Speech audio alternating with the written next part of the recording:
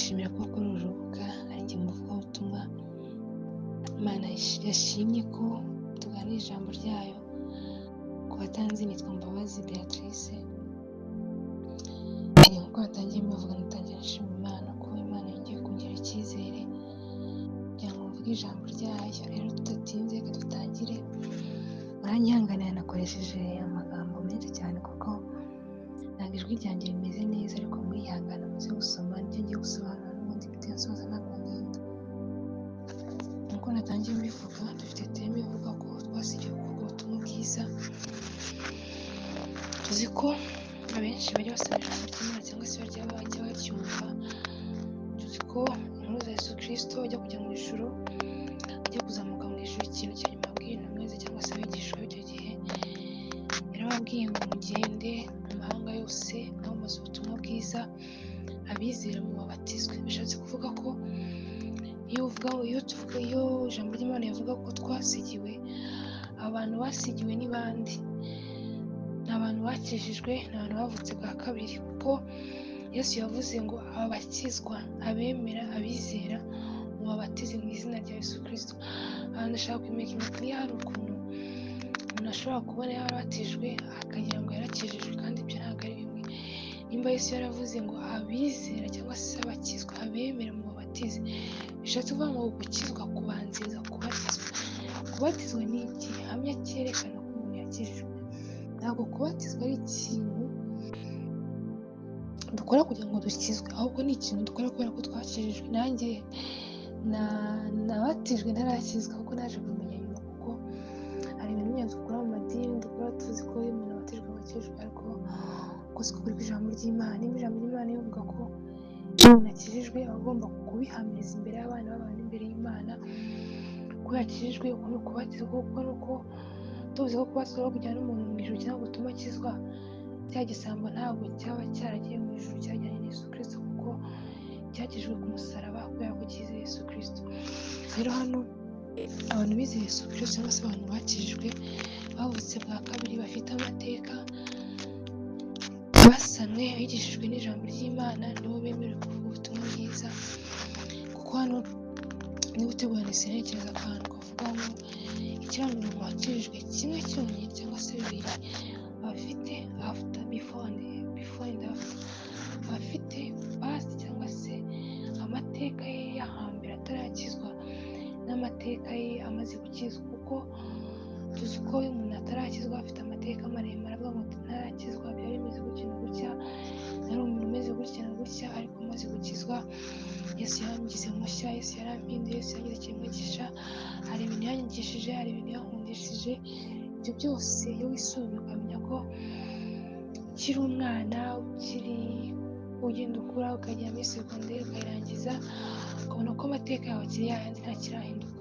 Apana mu buryo fizikali, uburyo turakura, bamwe tukabyibuha, abandi tukananuka, abandi tukabyara, tugashakwa, ariko icyo ndi kuvuga ni uburyo buri spiritual. Iyo umuntu amaze gukizwa arahinduka mu buryo bw'umwuka, kandi iyo umuntu ahindutse mu buryo bw'umwuka, n'inyuma biragaragara ko ijambo ry'Imana rivuga ko bazabamenya ku mbuto zabo.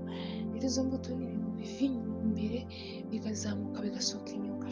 Rero basabye kuvuga ubutumwa bwiza mu bakijijwe, bizeye Yesu Kristo, bamara kumwizera bagafunga cyangwa se bakemera kumukurikira.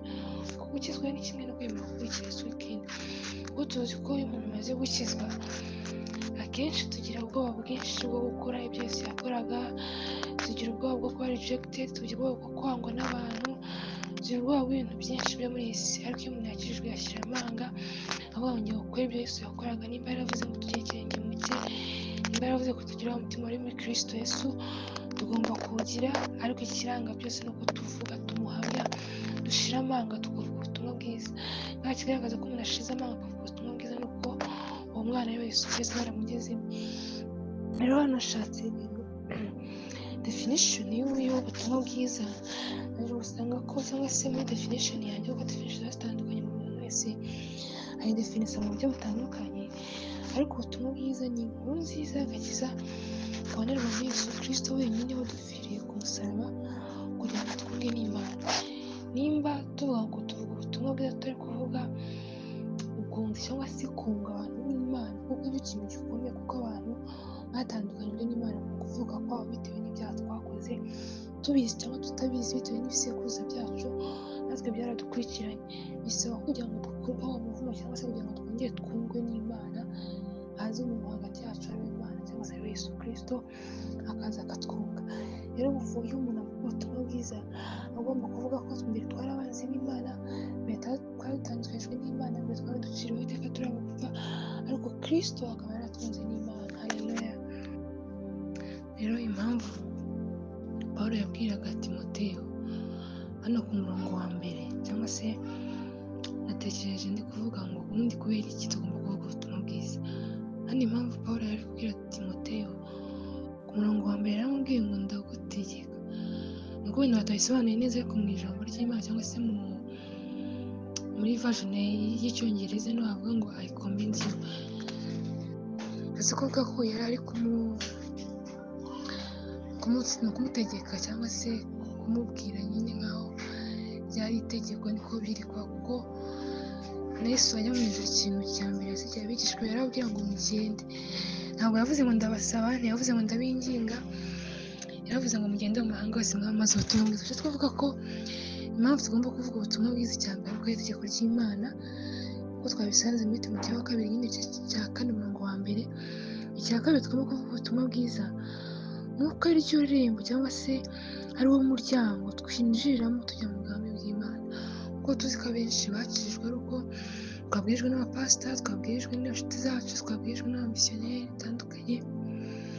Niyo mpamvu natwe tugomba kubivuga, nuko natwe aricyo kintu cyatumye twizera Kristo.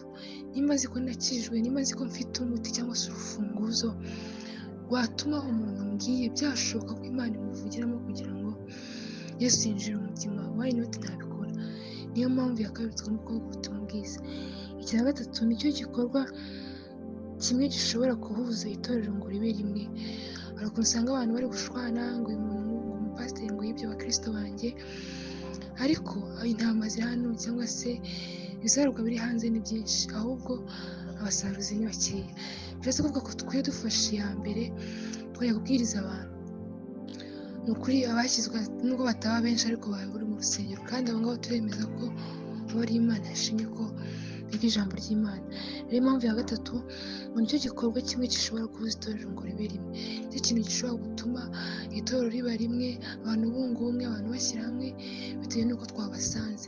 Ntabwo ijambo ry'Imana cyangwa se n'abakristo yavuze ngo mubareke baze mumubwirize ubutumwa, ahubwo yaravuze ngo mwe mugende, mbese mubasange.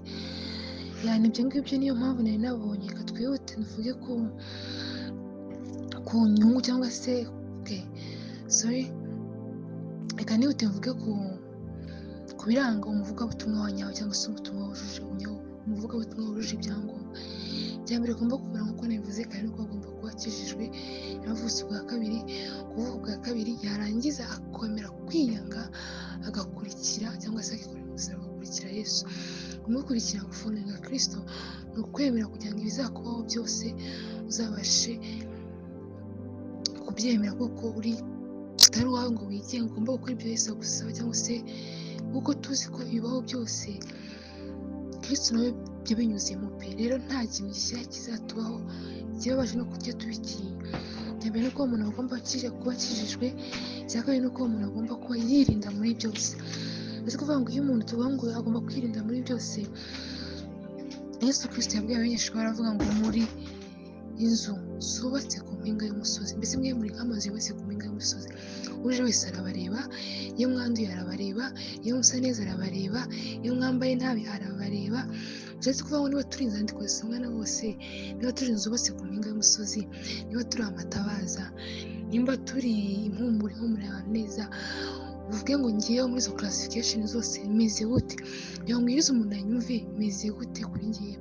Agomba kwirinda muri byose, yirinda icyamwanduza, yirinda ikintu cyose cyatuma umuntu amubona nabi,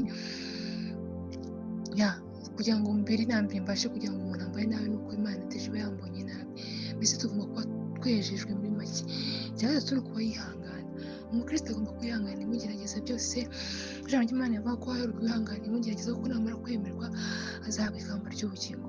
Rero twihangane mu byo tubonamo byose, ntabwo sinjye kubabwira nk'abavuga ubutumwa b'ibinyoma bagenda bavuga ngo iyo umuntu akijijwe ngo byose biba bishya, ngo umuntu noneho ukuntu agiye kudescribe cyangwa se ukuntu agiye gusobanura iryo jambo akaba ko umuntu ari umusimirwa w'isi, umuntu agiye kubona umudendezo, umuntu agiye kubona amahoro nyine mu buryo cyose kuvuga ko iyo umuntu akijijwe ubuzima buroroha, noneho ahubwo iyo akijijwe burakomera kurushaho kuko aba agiye kwangwa, aba agiye gutukwa, aba agiye gukubitwa, aba agiye gufungwa. Rero ibyo byose umukristo iyo yemeye gukurikira cyangwa se yemera kuvuga ubutumwa aba yiteguye cyangwa se guhangana n'ibyo byose. Icya nyuma ni uko yemera kurenganwa, akemera nyine persecution, kuko tubizi ko iyo umukristo ahagaze mu cyimbo cya Kristo nyine nk'uko Kristo yagendaga, Kristo yarenganijwe. Iyo ugenda ukora kuri ibyo byose cyangwa se ijambo ry'Imana ryo rivuga ngo murahirwa, abahirwa ni bande? Ni abantu babarizwa mu butumwa bwiza. Rero biranejeje kuri side imwe nubwo bibabaje, ariko kumva kuri gukora for the sake of Christ bigenda neza. Murakoze cyane, Imana ibahe umugisha, ndabakunda cyane kandi Imana ikomeze ibaganirize. If you want to receive Jesus Christ as your Lord and Savior, niba ushaka kwakira Kristo nk'umwami n'umukiza w'ubugingo bwawe, repeat after me. usubiremo nyuma yanjye. Lord Jesus, Mwami Yesu, I present you my conscience. muhaye ibitekerezo byanjye, I give you my heart. muhaye umutima wanjye, Let me, lead me, nyobora and make me yours. ugire uwawe Mwami. I am believing in you, Jesus. ndakwizeye Mwami Yesu. Delete all my sins. usibe ibyaha byanjye byose. Delete even my name in the book of death. usibe n'izina ryanjye mu gitabo cy'urupfu, But write my name in the book of life. ahubwo uryandike mu gitabo cy'ubugingo. We thank you, Lord. turagushimiye Mwami. Let your spirit thread me. reka Mwuka Wera anyobore In mighty name of Jesus. mu izina rikomeye rya Yesu. Amen. Amen. Amen. We